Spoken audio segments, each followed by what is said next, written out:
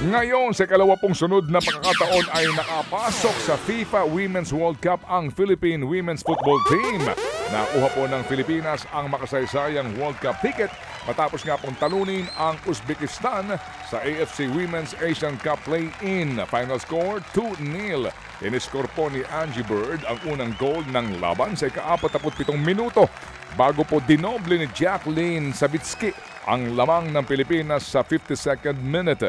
Tinangka pong mag-comeback ng Uzbekistan pero umiral po ang mahigpit na depensa ng mga Pinay. Una nga pong nakapasok sa World Cup ang Pilipinas noong pong 2023 kung saan po nakuha nila ang makasaysayang panalo kontra New Zealand.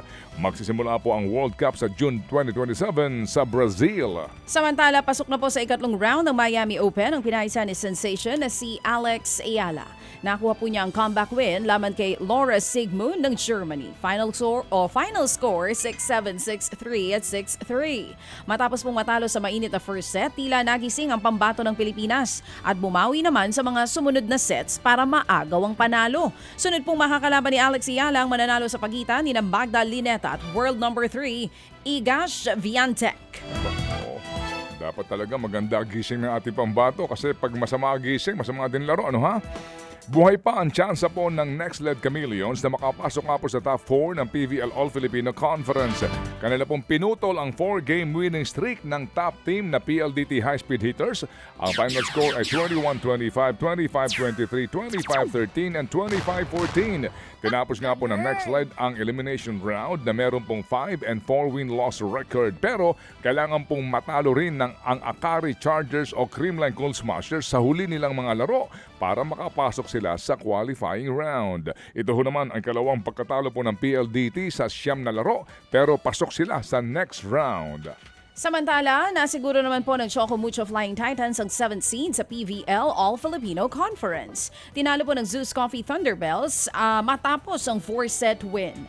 Final score 27-25, 22-25, 25-16 at 25-19. Nanguna si Idol ang nag-iisa Cici Rondina.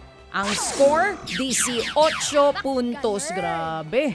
Walang patid, ang galing. Natapos naman po ang elimination round ng Zeus na may isang panalo lamang sa kanilang 9 na laro. Maalat.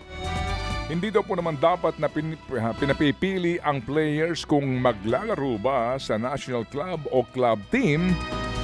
Giit po yan ang kapitana ng Alas Pilipinas Women na si Gia de Guzman. Sa halip nga daw po ay dapat daw mailagay sa posisyon ang mga atleta kung saan maaari silang gumaling at makapag-compete at masuportahan. Nabalanse ho naman daw ito ng marami pong bansa at naging positibo ang resulta. Kaya naniniwala po ang 8-time PVL bestseller na magagawa rin ito sa Pilipinas. Umani po ng batikos ang Philippine National Volleyball Federation dahil nga sa planong Alas Draft. Sa lalim po nito iimbitahan ang mga players na maglaro lamang daw para sa ating pambansang koponan. Ito ang nakitang paraan ng PNVF para nga malabanan ng issue sa availability po ng players.